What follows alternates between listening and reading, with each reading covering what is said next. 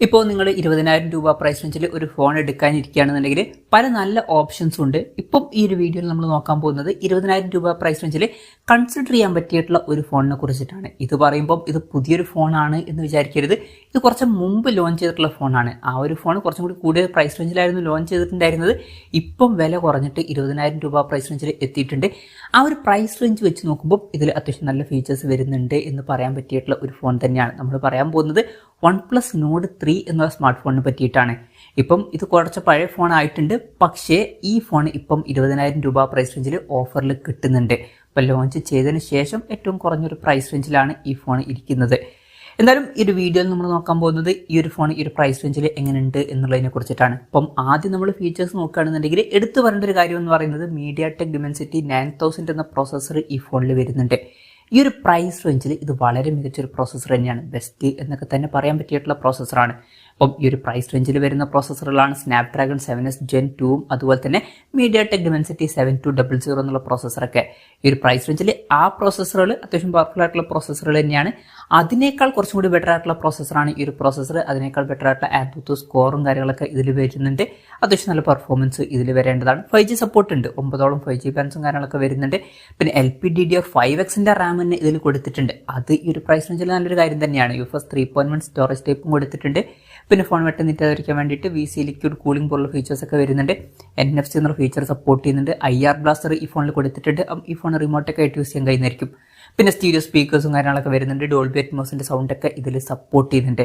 പിന്നെ നമ്മൾ ഡിസ്പ്ലേ ആയിരുന്നു നോക്കുകയാണെന്നുണ്ടെങ്കിലും 6.74 ഇഞ്ചിന്റെ 1.5K ഡിസ്പ്ലേ ആണ് ഇതിൽ വരുന്നത്. അപ്പോൾ ഫുൾ HD റെസൊല്യൂഷനേക്കാൾ ബെറ്റർ ആയിട്ടുള്ള റെസൊല്യൂഷനും ഇതിൽ വരുന്നുണ്ട് ഈ ഒരു പ്രൈസ് റേഞ്ചിൽ.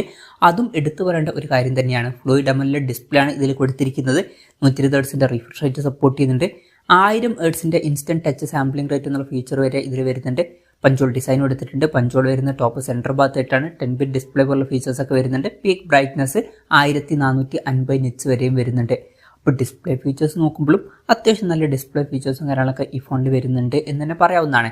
In display finger print sensor ഈ ഫോണിൽ കൊടുത്തിട്ടുണ്ട്. ഫോണിന്റെ വെയിറ്റ് വരുന്നത് 193.5 ഗ്രാമാണ്. തിക്നെസ് വരുന്നത് 8.1 mm ആണ്.